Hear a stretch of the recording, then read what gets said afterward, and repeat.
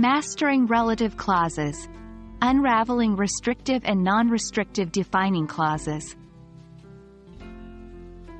Hello, English learners. Today, we're delving into the fascinating world of defining relative clauses.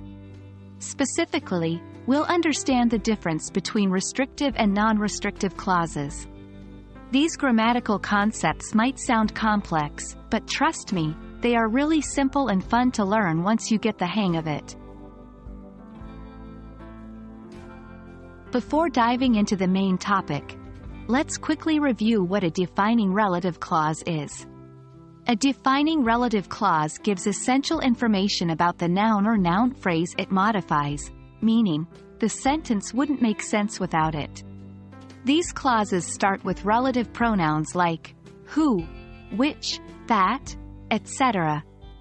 For example, in the sentence, "The book that is on the table is mine," the defining relative clause, "that is on the table," helps us to identify which book we are talking about. Now that we've refreshed our memory, let's move on to the first subtype, restrictive relative clauses.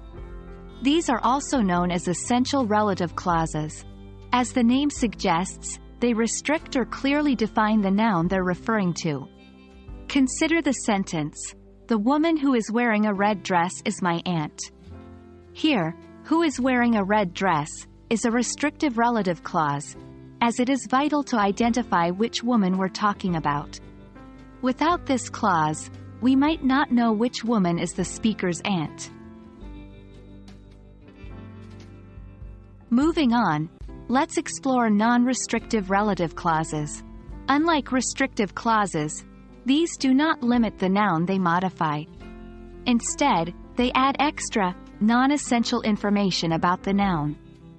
Let's take this sentence, "My brother, who is an engineer, loves to read." In this case, "who is an engineer" is a non-restrictive relative clause. Even if we remove this clause, the sentence still makes sense. My brother loves to read. We just lose some additional information about the brother. There is a key difference in how we punctuate these clauses. Restrictive clauses do not have commas around them, while non-restrictive clauses are set off by commas. It's an important distinction to remember. For example, "The books that I borrowed from the library are overdue," versus "My dog, who loves to fetch, is very energetic."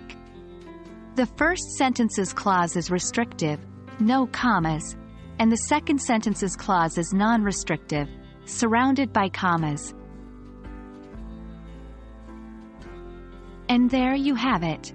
We've explored defining relative clauses, with a focus on the differences between restrictive and non-restrictive clauses. It may seem a bit tricky at first, but with practice, you'll be able to identify and use these clauses confidently. Remember, restrictive clauses are essential and have no commas, while non-restrictive clauses provide extra information and are separated by commas.